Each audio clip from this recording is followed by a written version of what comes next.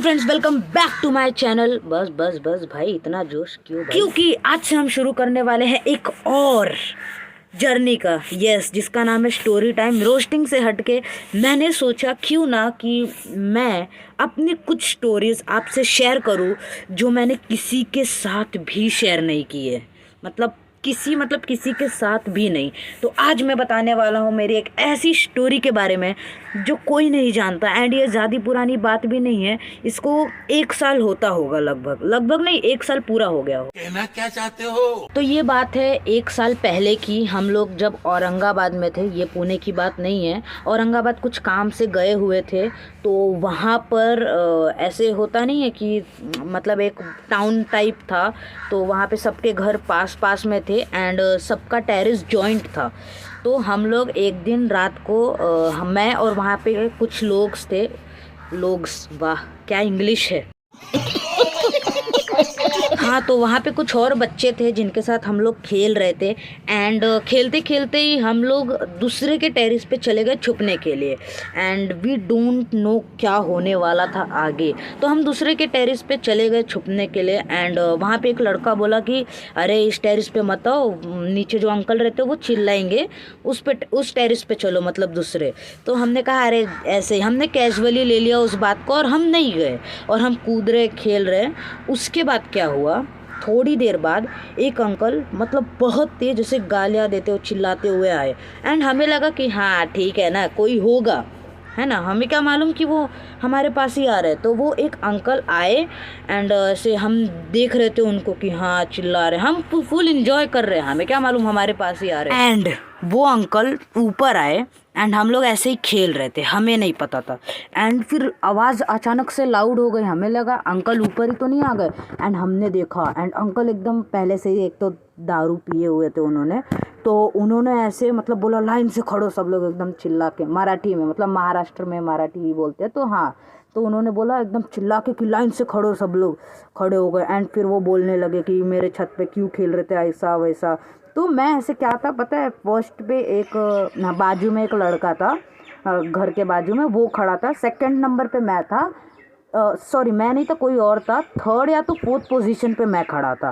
And वो 2-3 word बोला उन्होंने एंड उसके बाद हाथ उठाया, जो सटासट उन दोनों लड़कों को जो फर्स्ट और सेकंड पोजीशन पे खड़े थे, इतनी गंदी तरह मतलब 2-3 हाथ चलाया। तो वो लोग बोले सॉरी सॉरी अंकल। एंड फिर उसने मुझे देखा, मैंने उसे देखा, उसने मुझे देखा, मैंने उससे देखा। उसने हाथ ऊपर किया और जोर से एकदम घुमा के।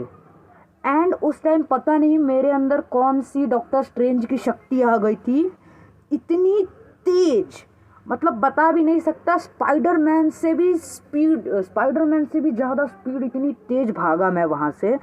एंड मैं भागा भी कहाँ पता है, कहाँ, अपने सीढ़ियों से नीचे नहीं गया, दूसरे के टेरेस पे गया। उसका दरवाज़ा भी बंद था, मतलब हल्की सी कुंडी लगी थी, जो लात खींच के मारा उसका कुंडी टूट गया। ओके, एंड उस टाइम मुझे लिटरली कुछ सूझ नहीं रहा था। एंड उन्होंने हाथ जब ऐसे चलाया ना, तो मतलब ऐसे उनकी एक ऐसे ऊपर वाली एकदम बड़ी वाली उंगली ऐसे टच हुई। एंड लिटरली मैं जो स्पीड में भागा सीढ़ियों से, मुझे भी नहीं पता, मेरा दोस्त बोल रहा है अबे किसके सीढ़ियों से जा रहा है, अपना घर नहीं है। मैं बोला किसी का भी घर हो, चलो भागो। एंड मैं नीचे भाग के गया।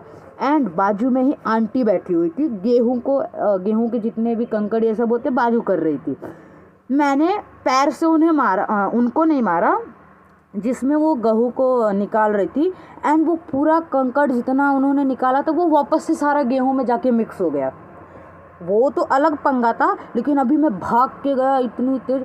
एंड पता नहीं किसके टेरिस पे जाके मैं कोने में जाके बैठ गया अंधेरे में। लिटरली मैं अंधेरे में कभी भी अकेले नहीं जाता, फटके 4 हो जाती है। बट उस टाइम पे फटके 4 नहीं, फटके 34 हो गई थी।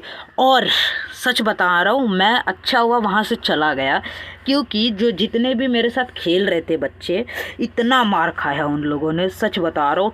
टॉप टॉप टॉप टॉप जो कान के नीचे खाया पूरा लाल हो गया होगा। एंड वो तो अच्छा हुआ मेरा भाई भी उस टाइम पे भाग गया था वहाँ से एंड उसने पापा को बुला दिया था, तो पापा ने सारा मामला सुलटा लिया था।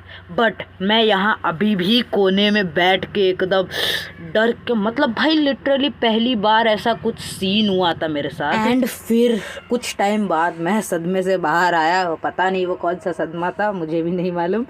हाँ, बट उसके बाद फिर मैं बाहर आया एंड मैं घर पे भी जाने से डर रहा था, क्योंकि मुझे भी मालूम था अगर पापा को पता चल गया तो जो कुटाई होने वाली है धर धर की। एंड मुझे लग रहा था क्योंकि घर पे पता चल गया होगा, मेरे भाई ने ऑब्वियस सी बात है बता दी होगी। और उसके बाद मैं जब घर पे गया तो यार सबको पता था, बट यार किसी ने कुछ बोला नहीं, खाना वाना खाया, सब कुछ नॉर्मल। और उसके अगले दिन ही हम वापस पुणे आ गए। बट मैं अभी भी सोचता हूँ उन लड़कों के बारे में जिन्होंने इतना गंदा मार खाया था भाई। मैं ये सोच रहा हूँ अगर मेरे पापा नहीं आए रहते तो वो जिंदा बचते थे क्या भाई। वैसे उनकी भी कोई गलती नहीं है। एंड अब भी मैं किसी और के टेरिस या घर में भी घुसने से पहले 10 बार सोचता हूँ भाई, कहीं न पता चला वो बाहर निकल के कूटने लगा। तो यह वो एक अलग ही एक्सपीरियंस था। सो आज के लिए बस इतना ही। आई होप आप लोगों को वीडियो अच्छी लगी होगी।